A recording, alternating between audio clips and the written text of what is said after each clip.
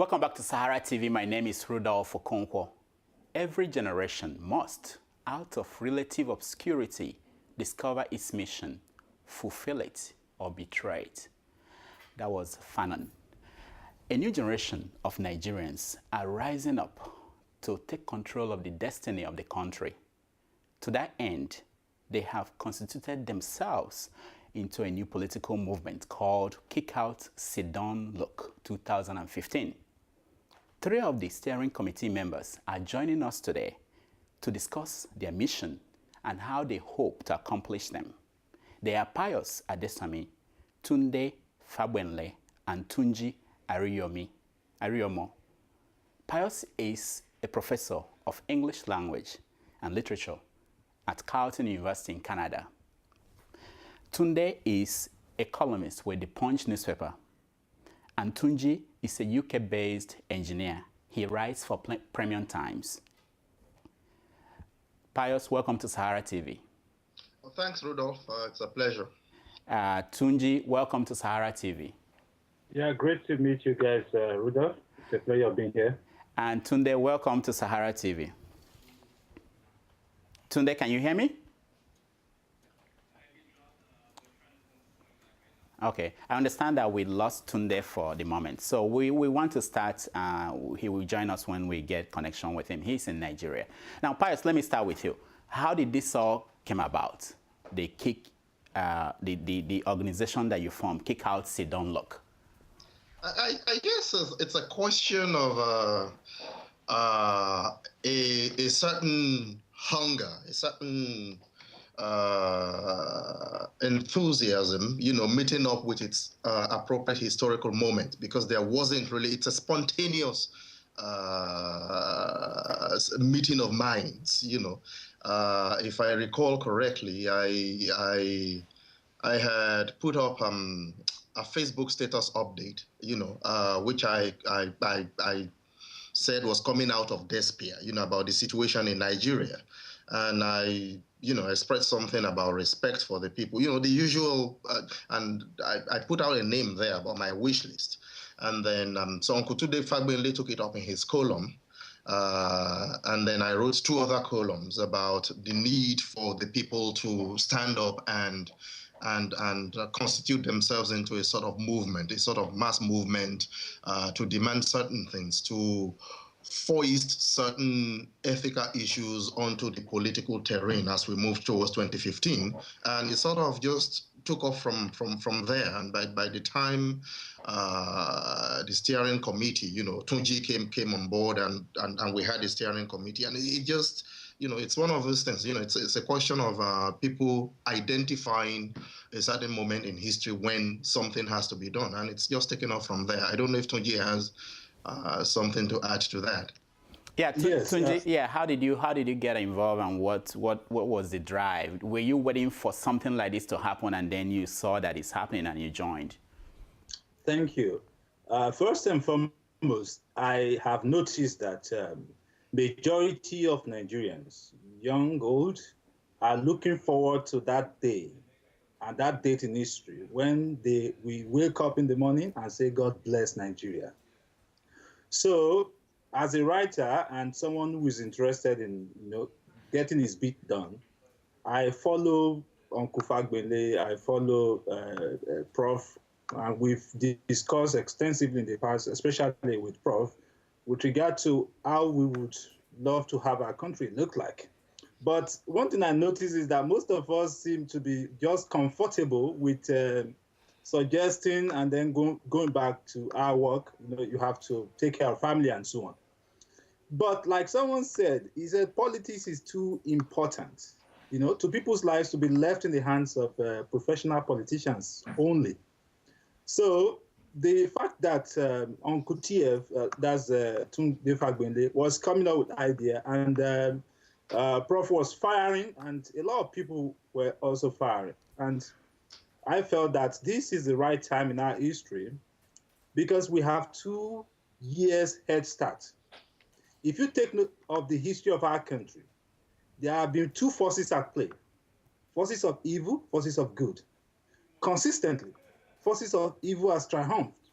In 1999, After a lot of people, those who went to prison, those who were killed, when they fought successfully the military to a standstill, those who took over were not those who did the struggle, who carried out the struggle. At the end of the day, the result is what we have today. A nation that you cannot be proud of.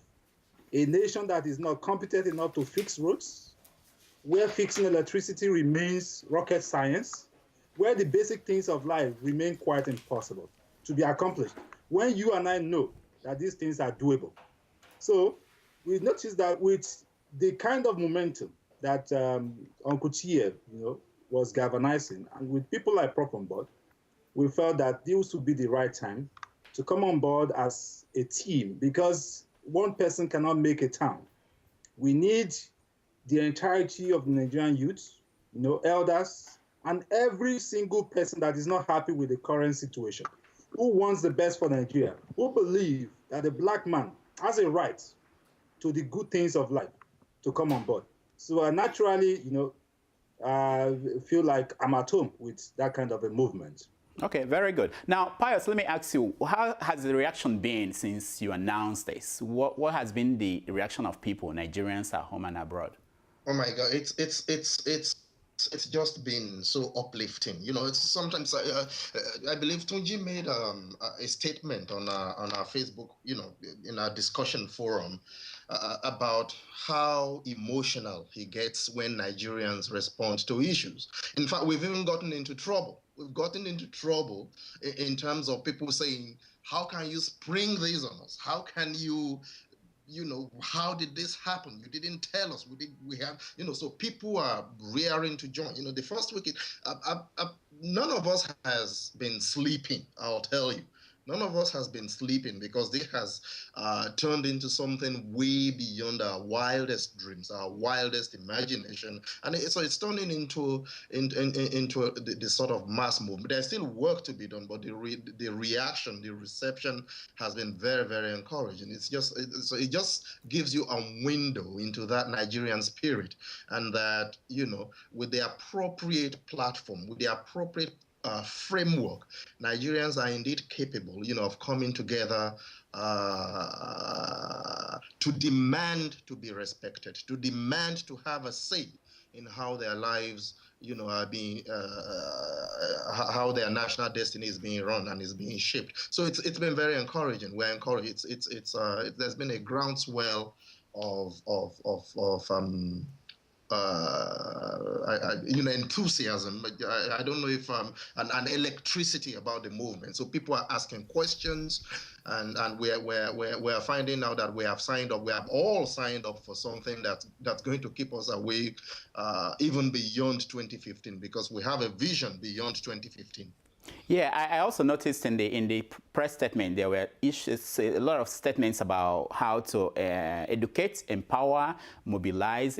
That's the goal. And my question is, how do you make that happen in the real sense? I mean, how do you mobilize people? How do you educate them? Have you been able to map it out in terms of step by step on what to do? Thank you very much. We have come up with our own strategy, basically, even though what we are starting with, first and foremost, is this galvanizing momentum, in the midst, amongst those who know, those who are aware. But that is not the ultimate goal. The ultimate goal is to take this message to the grassroots, because that is what counts.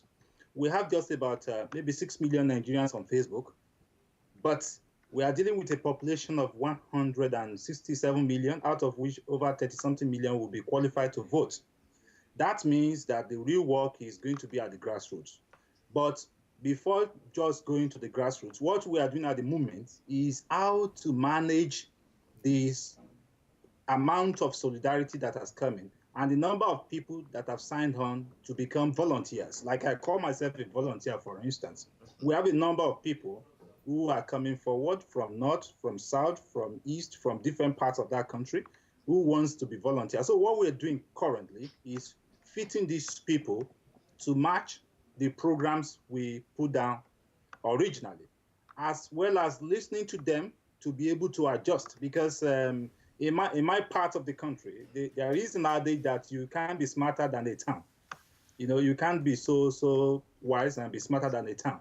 So you can get, from other people's contribution, you get to see a lot. And we receive that every day from phone calls from people who are shy, who do not want to, come forward, but who wants to be part of this on the ground and so on. So what we are currently doing is translating what we have in a small document we call our strategy document into reality in a way that we can key in a lot of our people that are coming in, give them certain roles to play so that they can form the fulcrum of the organization's impact at the grassroots in the 774 local governments in the 36 states of the Federation with Abuja as headquarters. Yeah. Because our message is very simple. It's not a matter of one political party or the other political party. No. What we want is a scenario where the Nigerian people will be involved in the processes that will lead to the emergence of leaders. And of course, we are very, very interested in who leads us as Commander-in-Chief of the Armed Forces in 2015. That's the president of the country. We're interested in that. We are also knowledgeable enough to understand that even though we have oppositions that are aligning and realigning now, it is good for democracy. We commend them. But we do not want to also sit down and not realize the true impact of what is happening. That even sometimes the opposition parties pose as much threat to democracy as the ruling party that is giving Nigerian people problem. Now, it is a fact. Now, let me ask, is there a model of what you are planning to do? Because there are people who are, you can call them cynics, who are saying that there's nothing different from what other groups have tried to do and failed to actually make an impact. Do you have a model of what you are trying to do with this organization, or is it something totally new? I will say it's a hybrid. It's a hybrid of many progressive and middle of the road tendencies and movements, from across the world. And so we learn, and it's a very, very flexible model. But if you're looking for a specific model per se in terms of how we are going to ultimately proceed with our grassroots, because we do envision a presence, like Tunji has said, in all local governments, every local government in the country, in geopolitical zones, in, region, states, and all that. But if you're looking for a specific model, we've been influenced, so to speak, by incidentally, the Tea Party model, in the US.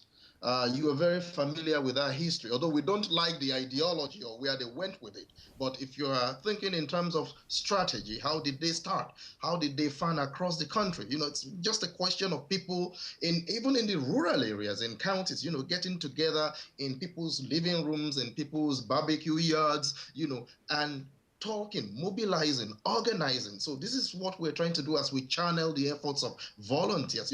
Even in my hometown, you see people reaching out to me, we're ready. How come you're doing this thing at the national level and you have not plugged us in? So you have youths and all that. We're ready to start a cell. Give us the message, door-to-door canvassing. That is what and we mean business. So one advantage we have, actually, Rudolph, one advantage we have is the advantage of being underestimated, is the advantage of people thinking, okay, this is another bunch of woolly-headed diaspora. Never mind that Tunde Fagbinle is in Nigeria. Never mind that Akojisoni is in Nigeria. Never mind that Anos Yebirim is in Nigeria. They lump everybody and say they are woolly-headed, disconnected, Nigerians in the diaspora who don't understand what's going on. So we have that advantage of being underestimated, which allows us to just, your former president, George Bush, used to say that's his strength. They underestimate him and he does things. So we are interested, so we have models, we have hybrid models, and ultimately what we hope to do is, again, penetrate the grassroots and allow the people, because we don't want to repeat or rehash some of the things we are criticizing, which is the top-down approach of the of actors in the political process, which we think fundamentally alienates the people and disrespects them. So part of what we're doing is to eventually have people being at the grassroots become the driving force in terms of door-to-door canvassing and mobilization in the service of agendas. Now, Tunji, let me ask you, in the statement that was released to the press, you talked about looking for someone who has a right level of education, experience, exposure, and integrity, as well as proven history of standing on the side of the people. If you look at someone like Deji Bankole, the former Speaker of the House, before he became a Speaker of the House and went home, he could have fitted into that description. How do you make sure that the people that will eventually become endorsed by this organization are not the people that will get into power and turn around to become a totally opposite of what you thought they were?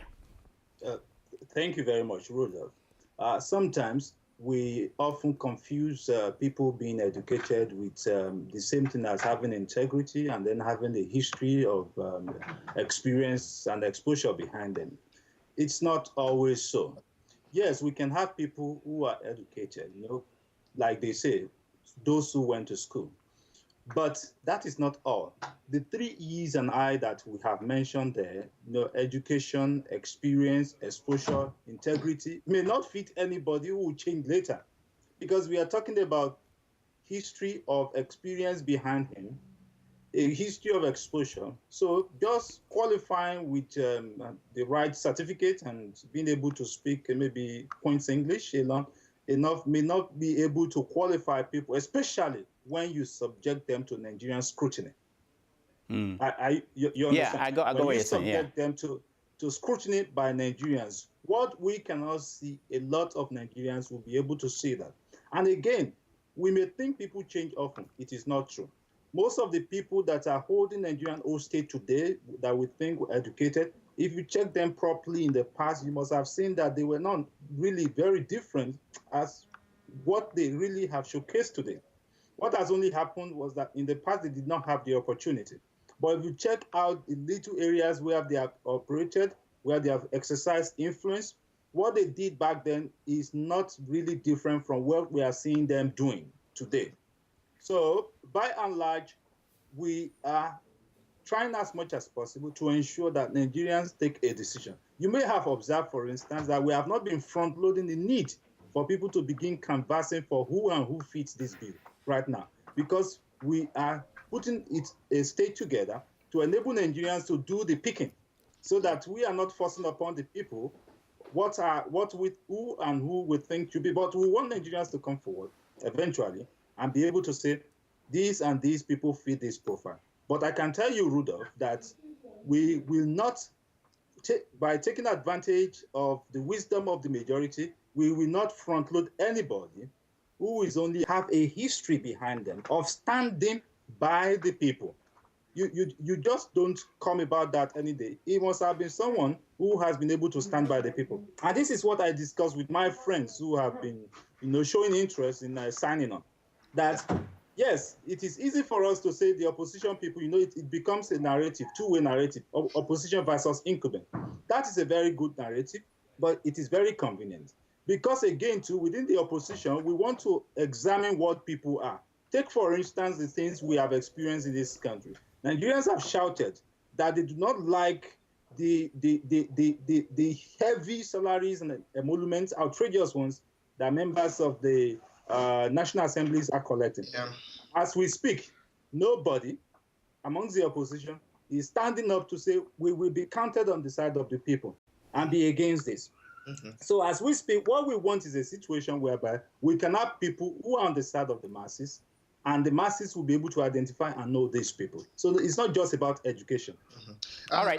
Another, if I may quickly add something to that, Rudolph, we also need to ask ourselves why it is so easy for people to get into office in Nigeria and then change. Even people you would ordinarily have imagined, had progressive credentials. Why do they change? Why do they, become corrupt? Why do they act with so much impunity?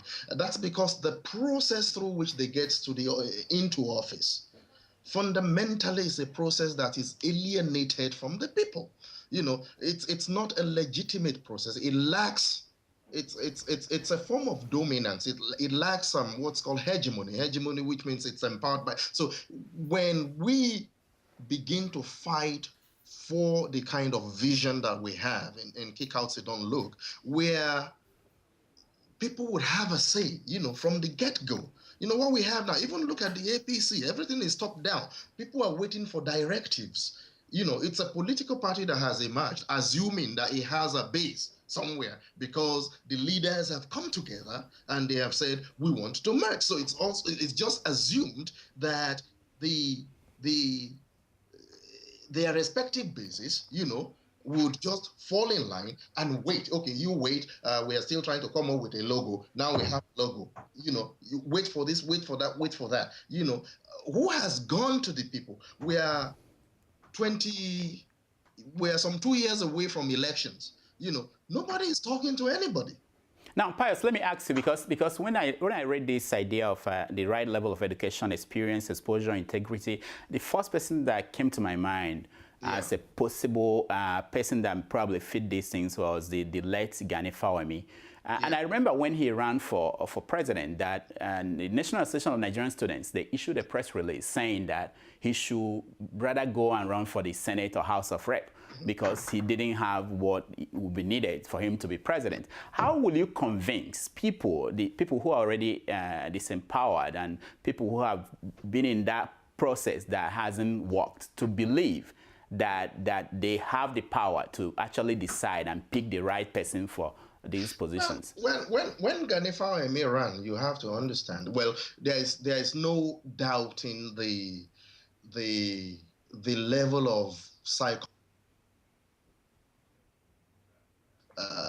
that our system, has wrought on our people, mental damage, where the system has conditioned you into becoming your own enemy.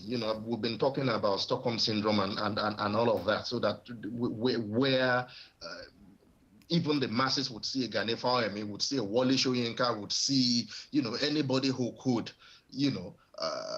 galvanize them or serve their interests or fight for them and turn against them and actually defend the very people. So the system has a way of instrumentalizing people in the very process of their own oppression. But you must remember that, there are certain advantages we have today in terms of mass instruction, public education, public pedagogy that weren't available to the Gani Fawemis of this world. They didn't have social media. Don't underestimate the capacity of those things. After all, it's been, they didn't have those resources of mass dissemination of ideas, of public pedagogy and stuff like that on the chip. We wouldn't have been able to do what we have done in less than 2 weeks without some of these resources. Yeah, that's true. That's true. How much have we spent? No, Rudolph, ask me, how much have we spent so far? Only, Tunji, how much have we spent? $100 volunteered by one of our very valiant fighters, Safiya Musa, who is in the UAE, United Arab Emirates. We spent only just $100, and look at the mileage that we have covered. No, you're right. You're right. But let me ask you. There's something I read in that release that was very interesting. It talked about establishing or bringing about the merit-based democratic process. And I wonder if how you are going to counter this in a society where for many years we've been used to what they call catchment area, state of origin, federal character. How do you tell people who believe that once you put in place merit, that is going to mean that they might not be represented? Thank you, Rudolph. The current situation in our country, you should also know, is backed up by a lot of laws that makes it impossible at the moment to really have merit in operation. Kick Out Siddon Look is not just focusing on what happens in 2015, but what happens with the people that take over from 2015. For instance, a merit-based system, as we have advanced, will be possible when the people in charge have taken steps to expunge some of the offensive provisions in our constitution. For instance, the Electoral Act, as amended 2010, which clearly forbids direct primary elections by political parties in Nigeria and grant them the leeway to be able to elect, to opt out, and rather focus on using delegate system. Whereas you know that the delegate system is normally, you know, what they call RNG system, where a few people could actually decide who delegates are and then pack up these delegates somewhere in maybe Ibadan or Igu Square in Abuja and ask them to decide. So before that instance, the delegates already know whom they are supposed to vote for, heavily monetized process. With such a law in place, it becomes difficult for you to really be able to have merit. But again, too, within the context of merit, what are we saying? We're talking about merit in terms of people that have been, that merited their own people, you know, actually electing them. Let me pick, let's say, Iseluku area of Delta State, for instance. They need somebody to represent them at the House of Assembly in Delta State. What we are saying is that at that time, our own vision is a leader that could bring about that, such that the people of Iseluku who elect to join, whether APC, whether PDP or any political party, will be the ones to decide from the grassroots organically, tying whoever emerges as leader to the people, such that when we now have brilliant people representing them, because these people are brilliant and they rode on the shoulders of the masses to their positions, they will remain beholden to the masses, which is the difference between what happens in the United States, the United Kingdom, and Nigeria. In Nigeria, if a godfather sponsors you to become a governor, let's say in Lagos State, for instance, you are not likely to be beholden to the people of Lagos State. You are likely to be beholden to that person who sponsored you. It will happen in Akure, it will happen in Anambra, or any part of Nigeria. So what we want is a situation whereby, at that time, merit in terms of he earns it. You understand? So it's not just because when we say merit, most of the time, people think in terms of education alone. No, we're talking about merit, and it's going to be as decided by the people of that community. If, for instance, someone like you goes back to your state in that country, and your people already follow you, they love what Rudolph is doing, you do not have to be beholden to a godfather to be able to galvanize your people. That is the kind of a merit environment that we hope for. And we know it may not be possible at this time until we can bring in such a leader that appreciates a similar scenario. It is difficult to teach proper democracy. All right. People who are involved in the democratic system.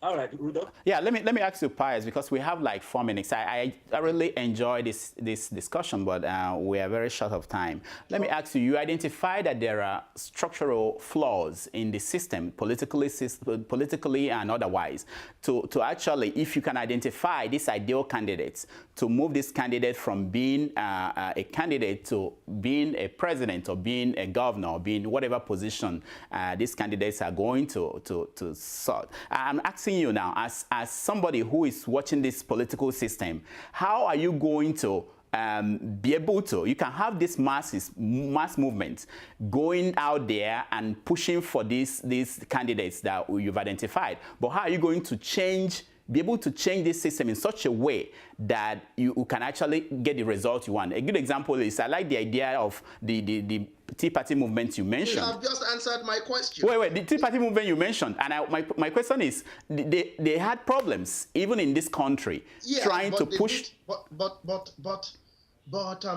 in terms of their agenda, yeah, they're still having problems. They still haven't totally taken over and inflected the process the way they would have loved to. But look at where they started and what they did. You know, the Tea Party would have loved to be able to form a political party if it were possible. I'm sure you know that. Yeah. But then they couldn't do that. So what have they done? They have turned themselves into a force within a certain political party, and that party must listen to them. That party, they field candidates within that party. So it's a gradual, and don't think that you've seen the last of the Tea Party. Don't think that it's a gradual process. It's like you're using the pre-existing structures. You are moving in your numbers. You're taking people. You're fielding candidates. So it's a very, very long process. It's not something we're not deluded. In terms of we have some kind of magic wand for 2015. Yeah. All right. Like we are starting. There's nothing stopping us actually. If we've got 20 million Nigerians or 5 million Nigerians, there is no political party that you cannot either reactivate if it's one of the dying ones that the people opt for. Don't forget, we are not going to decide this. Tunji is not going to decide it. Pius is not going to. Okendibe, Fagbele, we are not going to decide this. We've got the numbers, we've got the structure, we've got the vision. How do we then engage? Which of the extant political processes, or forces do we try to, and then one shouldn't even be talking those kinds of strategies too openly on All right, Pius and Tunji, hold on, okay? I understand. Thing is to have the numbers first and the vision, and then let the people be the driving force. But mind you, the Tea Party, they hijacked a party and they are fielding candidates and they are driving agendas and they are because of the strength of their numbers. Okay, hold on, Pius and Tunji. I understand that we have some callers who are interested in talking to us. So, okay, we have Joladi from Nigeria. He wants to join the conversation. So, Pius and Tunji, so hold on, let's hear from Joladi in Nigeria. Okay. Yeah, go on, come on, go on. You're on SaharaTV. Okay, evening, sir. My name is Favor Afolabi. Okay, Afolabi. All right, go ahead, Afolabi. Yeah, I learned Professor Pius Adesanmi is in the studio. Yes, Rudolph yes, he's online. He can hear you. Go ahead. If you have a question for him, you can ask. I actually can't hear him. Oh, you cannot? Okay. No, I can't hear him. While I'm not particularly familiar with the subject that is being discussed, I think it's a bit of open secret that I've had a couple of bit of a running show with the prof. We are talking about, Falabi, we are talking about Kick Out Siddon Look, a new political movement that was formed. Oh, good. Yeah, good. The guy didn't actually completely introduce that to me. Okay, well, I've done an article in regard to this. Okay. My position has been simple. The same thing I'm going to have to report. As a person, I despise hypocrisy.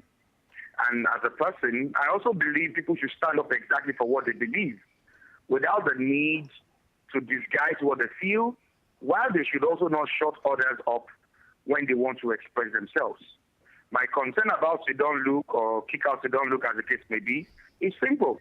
I have no problems against political agitation of Nigerians wanting to provide or produce people that they feel can better represent them.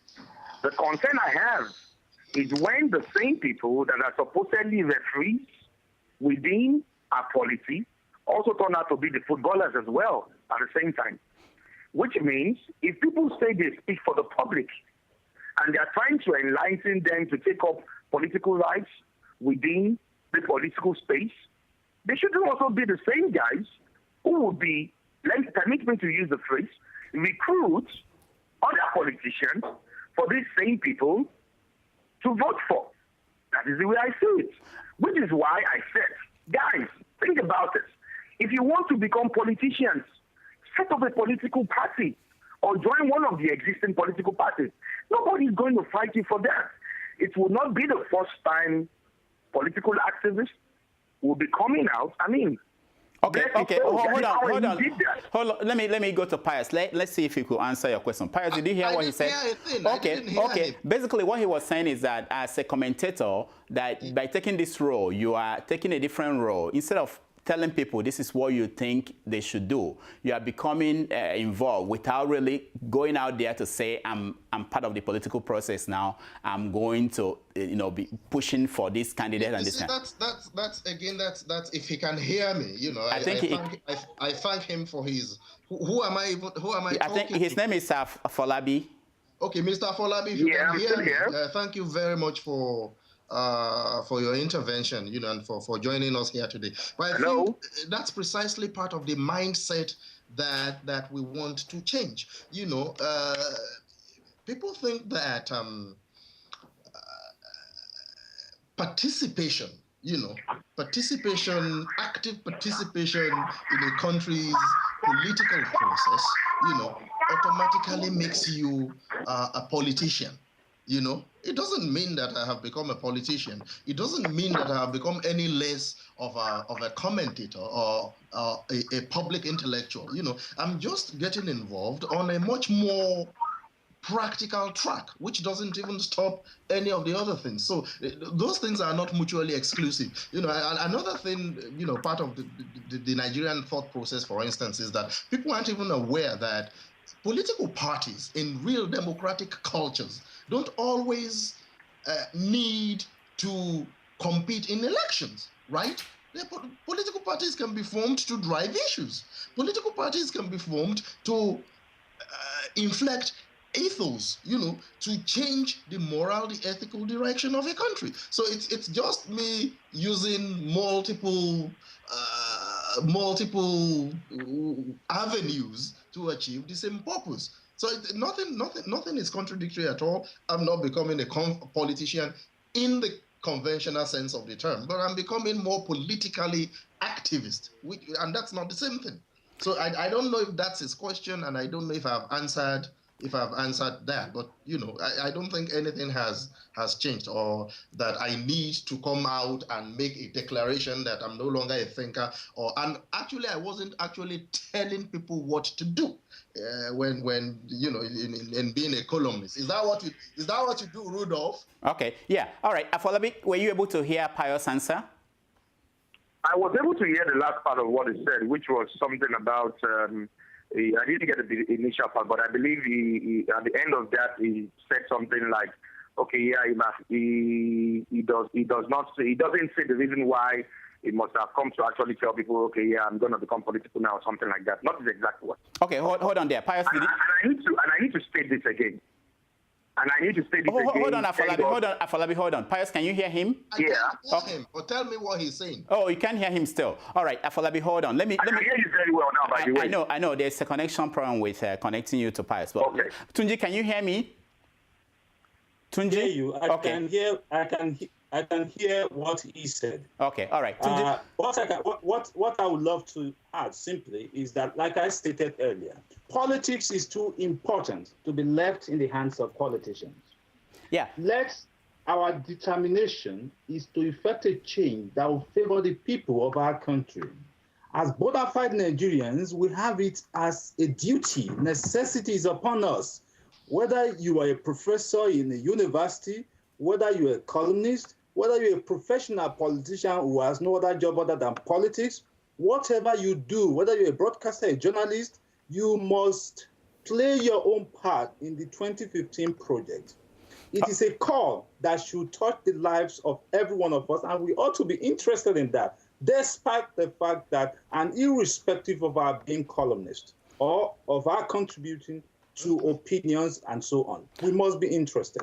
All right. We must be ready to participate. Okay. Pius, let me ask my assessment, because I can't hear him, is that he somehow thinks that we have joined the track of the conventional politicians who are doing all kinds of things. If that's it, then that's absolutely not the case. Yeah. It's Pius, let me ask you, because this is something that we get, people who write. Most of the time, people will tell you that you are just sitting at home and you're writing, expressing your opinion, that you are not on the ground, you are not really involved in anything. And it's kind of ironic that you are getting involved in something, and then the question is that you shouldn't be doing more than commenting. But Afolabi, we thank you. I know that we have other people who are trying to. Can I mention something in that particular regard of people say he's far away, but now that he wants to participate, the same guys seem to be saying he shouldn't participate. Can I mention something? Okay, go ahead. Brief, 30 seconds, please. It's imperative that we clear this. All Nigerians will not live at home, and all Nigerians will not live outside of Nigeria. So this disparity that we seem to love to create, actually, about the fact that some guys are away and some guys are at home, is absolutely unnecessary. Number two, it is also imperative to note, as I mentioned in my article, these same guys or block of people at home and abroad who seem to be same people sponsoring this campaign today of Kick Out Siddon Look are the same guys that were predominantly in the vanguard of sponsoring and supporting Buhari in the last elections. So this is the thing. It makes it look as though the real intention of this movement is to be against the sitting president. About whether I'm being political or not. What I'm saying is this. You cannot be playing such a role within the polity and still expect to be neutral. If every time we are entering into an election season, your bloc or group of people at home and abroad must always support the opposing party to that of the PDP, then you can no longer be said to be political. Okay, Afolabi, hold on. Who is speaking? I just heard the guy, and I haven't even heard, and the only thing I've heard is that he's saying we are Buhari supporters. Yes, exactly. I want you to answer to that. Can you ask him to name any member of this group who was a Buhari supporter? Okay, Afolabi, name Afolabi. A column I ever wrote, it appears it's mistaking me for Sholana. Yeah. Afolabi, make wild allegations without even that. Afolabi, yeah, I wanted you to address that. Where have you read anything by Pius or by Tunji that was supporting Buhari? Let him go and do his research. Let him go and do his research. I did not need to do respect in that regard. You know why? Why? The reason is simple. Because it's about a trend. It's about a trend. So Afolabi, let me ask you: are you saying that anybody who is saying critical about what the president is doing or the PDP, that person is also in support of Buhari? Is that how it's? Okay, I think I respect who is. No. Okay. So can I clarify that? Okay. Go ahead, Afolabi. Go ahead. Can I clarify that? Yeah, go ahead. No, I've not said that. Okay. What I've said is this. The same fellows who came up with this same theory of Kick Out Siddon Look have been historically, let's remove the Buhari name. They've been historically. No, we can't remove it because that was no, Pius. I think he's conceding that it's finish. Afolabi, finish. The other guys come in while I give them time to do this as well. Afolabi, go ahead. The point is this: it's about a trend. In the last elections, in these guys, even if they did not openly declare for Buhari, what matters was this: they were against this particular president. And in this Kick Out Siddon thing look that they are talked about, I would like to ask them, now that they are live on air, are they saying these 5 million people that they want to sign up to a particular petition or something to suggest a list of names? Are they saying they will be willing if the name Goodluck Jonathan came up on that list as well? Because that's really where the issue of neutrality comes in. If you claim to be a neutral base that is trying to usher people into the kind of political space you expect them to be, which is where they would have absolute knowledge of what everything is happening around them, are you also going to be responsible to tell them or to suggest to them those that should not be on the list of those they should be considering for the 2015 elections? Okay. That is really the question I would like to address. Hold on. Let me go to Pius. Pius, did you hear what he said? I heard him, but unfortunately he started with an outlandish... I think we lost Pius. Okay, let's hear from Pius. Pius, go ahead, please. Any member of this group worked for Buhari or even wrote for General Buhari, then he is not even legitimate. It's a barefaced lie. I think I know this guy now. He's been spreading all over the place. So I'm not even going to dignify anything he says with an answer. Let him go and do his homework and prove that assertion, and then we can have a conversation. Okay. Now, I don't know if Tunji has anything to say. But Tunji, let me reframe the question, okay? Tunji, hold on, okay? I believe that, I'm assuming that Afolabi considered that the idea that anybody in this group has been behind Buhari is false. But I think he mentioned something that, if I'm not wrong, I think he was saying if the group at the end come up with someone like Jonathan and say this is the best candidate that we think should run, will this group endorse that candidate? Thank you very much, Rudolph. We stated earlier that we do not dictate. We are not going to dictate to Nigerians. We are not going to dictate to Nigerians. But we have a set of goals that we have advertised as the things we want. So if Mr. Afolabi, for instance, is coming aboard and he thinks that Jonathan's name should come up, of course, we have, like I said, over 167 million people. How do we have control over what people say or who they prefer? They'll bring up name, but like we told you, we have a set, very, very well stated goals that we are trying to achieve. And what we want is for people to push the names that they want eventually when it comes. The call will go out at that particular time. And if he thinks Jonathan fits the description, let him push it. But he definitely will not be forcing other people the same way that we will not be forcing other people. It appears he wants to force people to work for John, and he's coming on the basis of life. Nobody's working. Right. Nobody has written something now. So I'm not Rudolph. Yeah. I am not. Let this guy go and do his homework and let him prove his assertion. You cannot give him an easy path to wriggle out of a lie. Afolabi, oh yeah, Pius, hold on, okay. Yeah. Afolabi, are you conceding now that none of these people in this organization that have been endorsing Buhari, I want you to clear it out, because the impression you gave when you spoke earlier was not an impression, it was an assertion. Okay, assertion. Yeah. Okay, Afolabi, can you? Sure of himself. Afolabi, go ahead. Are you still there? My article? No. While I don't have my article sitting right in front of me on the PC. It's not an article. No. Afolabi, it's about what you said. Sirs, yeah. Can I finish? Okay. I did not interrupt you guys while you were on. Okay, Afolabi, we were short of time. Can you let me know when you want me to talk? Afolabi, okay. Afolabi, remember that we have a lot of people who are trying to join the conversation and we don't have a lot of time. So please. And possibly I should say this so that I can give you time to have other guys contribute. Okay, go ahead. In the article that I wrote, which is already written, I cannot edit it.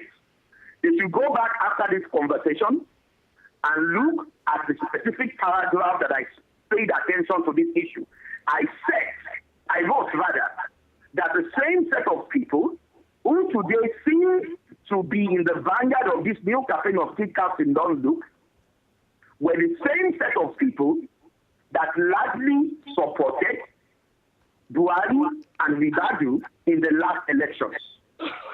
Now, whether they came out to openly endorse the candidates was a matter for another day. However, you and I know when we write our articles, when we make our positions known on our Facebook walls and on our Twitter walls, I guess you can actually say exactly who we are supporting without us necessarily coming out to say specifically that he is our candidate. And as I close this, you have also helped me ask a good question to the gentleman, which is this. When they start this campaign for these 5 million Nigerians to suggest names of people that they would like to vote for in 2016, I want them to clarify, possibly in an order press statement that they should put out there, that every candidate that people actually want will be allowed to be on their so-called list, including that of the incumbent, Goodluck Jonathan. Number 2, I do not work for him. If I was working for him, all the gentlemen in question would have known by now, because I know they are better at sourcing information than I am. If I was working for Goodluck Jonathan, these gentlemen would have been able to already by now state that specifically. I write and I speak as a Nigerian that insists that if you claim to be fair, then you must be fair. You cannot be blaming people for being unfair while you as well is being unfair. So where have they seen anything that we have written? Okay, Afolabi, that's enough. Let's hear the answers. Yeah, go ahead, Pius. In one final thing, please. No, Afolabi, hold on. Afolabi. I raised an issue as well. I raised an issue in my article. Afolabi, I'm in charge now, so please. Mr. Afolabi here to promote his article. Afolabi, hold on. That's enough. Let's hear from Pius. Here to promote his article. Tunji has said it, and we are repeating it again. Where has he seen anything we have written or said where people would say, here is the guy we want, including the incumbent, and we would just impose top down? Where have we seen it? Okay, Afolabi, we have to let you go, okay, so that we can continue our conversation. Other people. Yeah, Afolabi, thank you so much. One of them, it is apparent that one way or the other, you support one of the other people. Afolabi, thank you so much for joining us, and we hope that you call again next time. All right, Pius, you see, this is it's a serious business that you guys are into. So, so how have you been dealing with people on the other side, the opposition? Oh, okay, yeah. It's I now know the guy. You can see Tunji is smiling. It's a guy who's been literally haunting me all over the place. He's been pounding me with emails. He's just requested me from LinkedIn. I banned him from my Facebook, so it's an opportunity for him. I didn't realize that he's the guy you were talking to. I wouldn't even have, you know, it's he's on another. I don't even know, but he has some legitimate questions. You know, he has some legitimate questions. Go ahead. He has some legitimate questions, actually. You know, it's just that we have a history with him. And I think he's here more to promote his article, and you know, which I'm not even aware of. And that legitimate question is, Tunji answered it. Look, we're proposing a different model. I don't know where he has gotten these red herring of either we're working for Buhari, we're working for this, we're working for that, or if people said they wanted a particular candidate, we would shoot down that candidacy. No, that's not about that. You know, but again, there's a history to this. There's a guy who's been running after me all over the internet. I just saw his request in LinkedIn yesterday, so I had no idea because I didn't hear the first part of his question. I only began to hear him when he said we were working for Buhari, you know, which is just unbelievable. You know. Tunji, yeah, go ahead, Tunji. Yes, I want to add that Nigerians should not be confused, maybe because Mr. Falabi came on and he was probably very angry because members of the group have decided not to fight. We believe that these are all Nigerians. My prayer, for instance, is to have someone like him converted, and do believe that there is a great deal of reason for Nigeria to also move forward to become a civilized country. He has tagged me recently some of his works, and I've taken time to read them when I was less busy. And what I want to observe basically is that some people, and he's not just the only one, though they are not many, which Nigerians should be very happy for that, they are not many. They're just a few people. And it was Ogundamisi who created a new word that summarized some of these tendencies recently. He said self-locracy.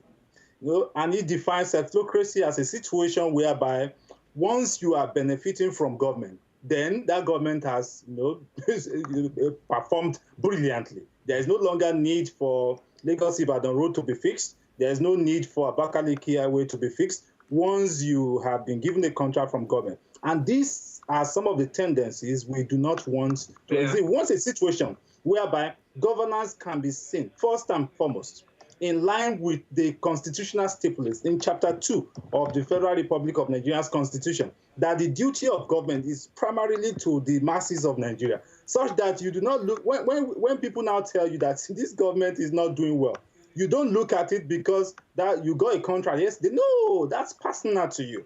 We're talking about the well-being and quality of life of the Nigerian people. That is how to rank a government that is performing. We're talking about the rates of unemployment. That is how to look at the United States, for instance. As advanced as that country is, when they want to assess a government when it's coming to election time, they look at unemployment rate. They look at those basic things that you could call street indices that matter to the average person. We want to look at how many Nigerians are dying, you know, untimely deaths, whether as a result of bad highways, bad roads, or as a result of insecurity. We want to look at the quality of life of our people. Are they able to feed? We want to look at what numbers of our people who on a daily basis live on less than $1 per day. Current estimate is over 113 million people. So that is out. So people like him eventually will believe that once whatever they are getting from government exhausts, it is likely they also begin to talk very well. But we want it to be, even those in government, I want them to be concerned. You shouldn't leave government and then change and then be speaking the language that the people like. We want a record that while there, you remember all these things. And that way, that is one of the ways we can move this country forward, not as a result of our individual benefit.